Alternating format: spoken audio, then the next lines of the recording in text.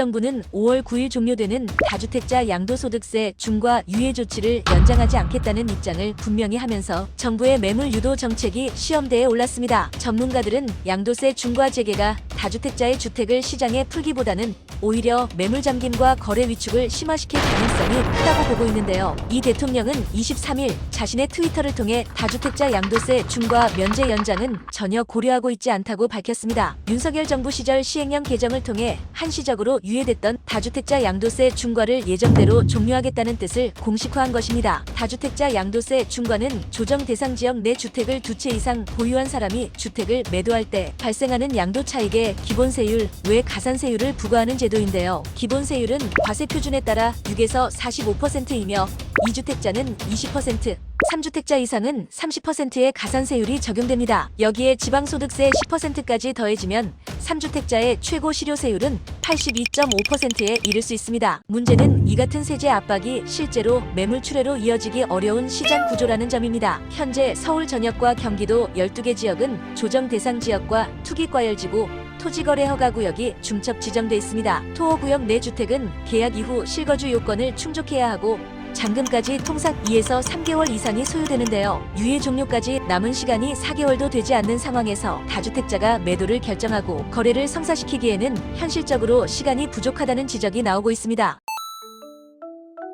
현재 정부도 이런 문제점을 인식하고 있는데요. 양도소득세는 잔금일 또는 등기 접수일 중 빠른 날을 과세 기준일로 하기 때문입니다. 이렇게 되면 5월 9일까지 잔금을 치러야 중과를 피할 수 있는데요. 촉박한 시간으로 인한 불합리함을 없애기 위해 5월 9일 이전의 계약건에 대해서는 중과를 유예해주는 방안이 논의 중에 있습니다. 즉 5월 9일 이전에 계약을 했다면 잔금을 5월 9일 이후에 하더라도 양도세 중과를 피할 수 있게 됩니다. 이 부분은 앞으로의 상황을 좀 더 지켜볼 필요가 있겠네요.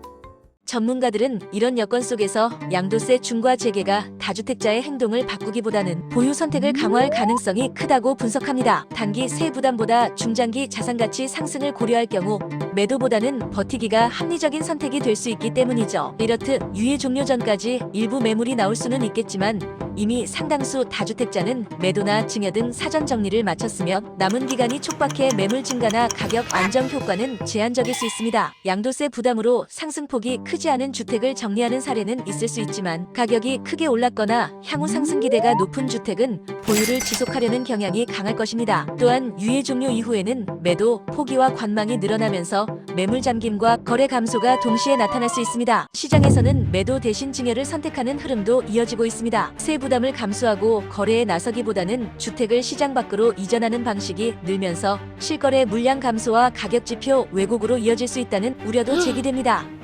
앞서 전문가들은 이번 조치가 세제 정상화라는 정책적 명분과 달리 단기적으로는 거래를 위축시키는 방향으로 작용할 가능성이 크다고 보고 있는데요. 다주택자의 매물을 시장에 풀겠다는 정부의 기대와 달리 실제 시장에서는 매물 잠김과 관망세가 짙어지며 정책 효과가 제한될 수 있다는 분석이 공통적입니다. 이렇듯 대한민국은 집값을 잡기 참 어려운 나라인 듯합니다. 정부의 정책이 과연 어떻게 작용할지 좀 더 주의 깊게 지켜봐야 될 것 같습니다. 시청해주셔서 감사합니다.